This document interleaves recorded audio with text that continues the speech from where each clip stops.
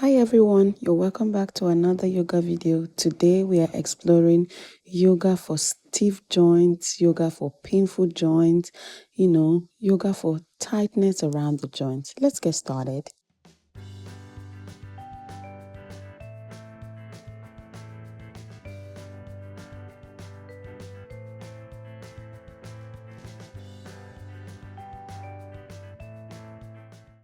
We're going to be starting off on our knees on the mat and taking some slow, deep breaths.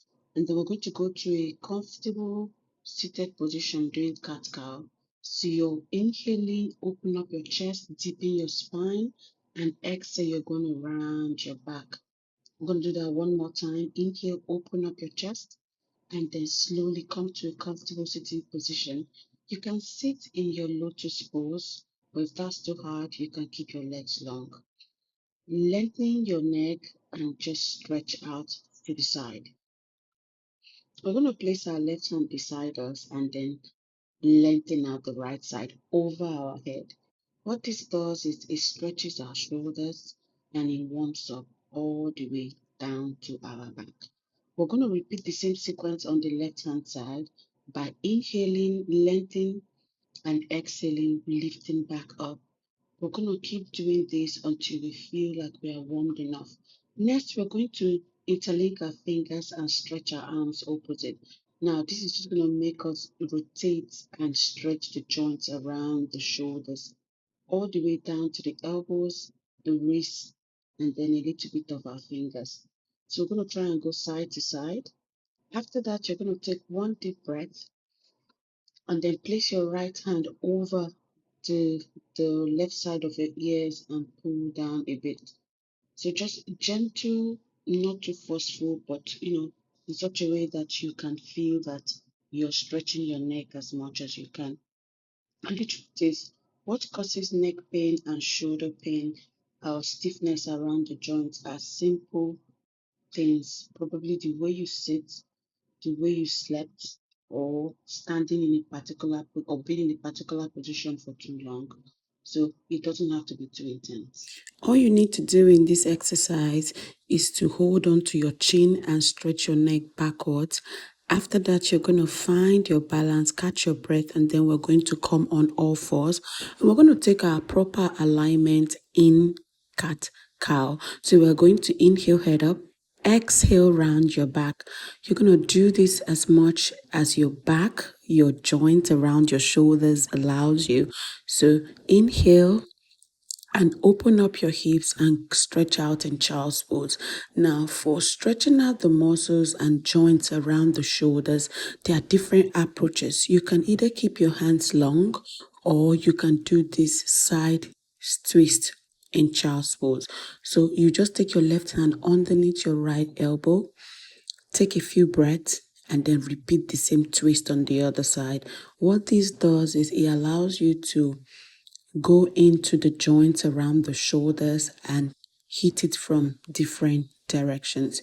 Also, don't forget to breathe and come on our knees now, and we're going to take our right hand, to the back and stretch out all the way down to the elbows and the shoulders, all the way relieving tension that runs all the way from the shoulders down to the arms and the elbows in particular. So all you have to do, if your left hand is going to the back, use the other hand to grab your elbows and stretch a little all the way to the side.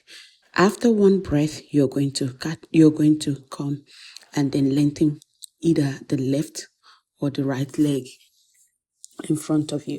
Now, these ones are just simple exercises that you can do for the ankles and the joints around the toes. So it's almost like you're going into a low lunge, but as you lift up, sort of focusing on stretching the hamstrings or the back of your knees, we are focused on the heels because it's also a joint in the body, and so it's so important for us to stretch it. So after you have done 2 to 3 times, the last one you will now go into stretching the joints around the knees, because now you're properly warmed up and your knees is ready to accommodate more body weight pressure.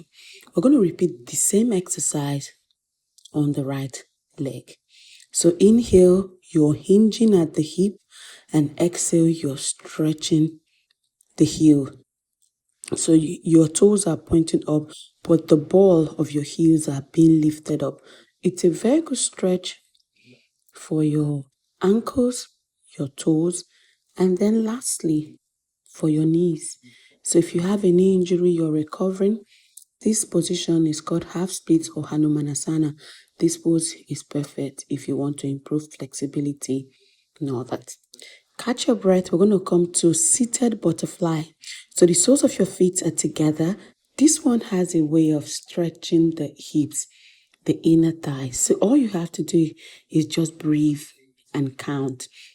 So let's say you want to do 10 flaps. You have to just count 10 flaps in your mind and sit through it. But if you don't want to do the flaps, you don't want to count, you can sit through the butterfly pose, just breathing in, breathing out, finding your balance, and just, doing something that distracts you. Now, after the flaps, we're going to give a little massage to our toes. So you can pick out one side and just give it a little massage. Now, what this massage does is that it has a way of relieving the nerve endings around the soles of our feet, which has the ability to also improve the joints of the body. So we're going to do it like twice. Massage the left, massage the right, come back to the left, and then come back to the right.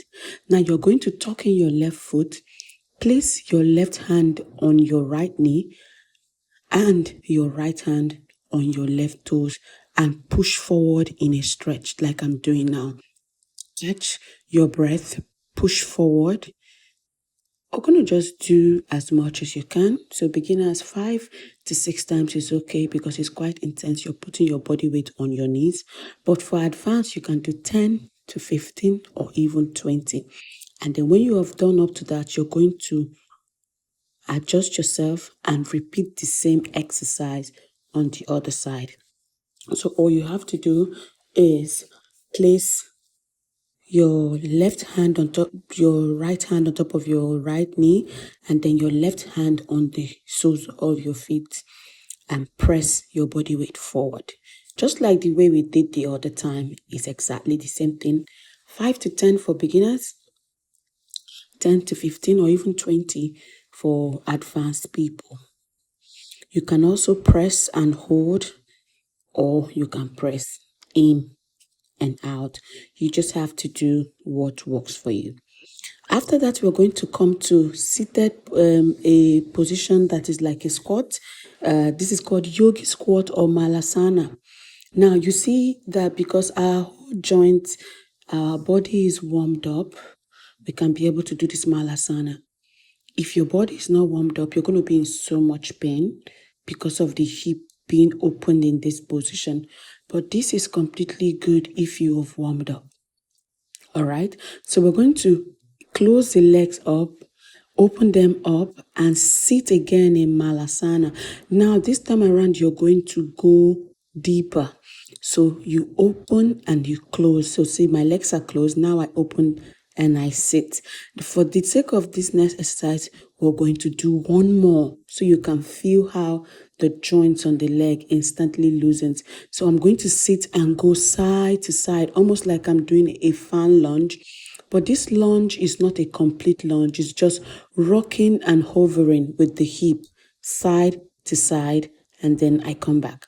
If you are a beginner and that is too intense for you to do at once, all you have to do is take one step at a time, do one set, take a break, and then repeat for the other side.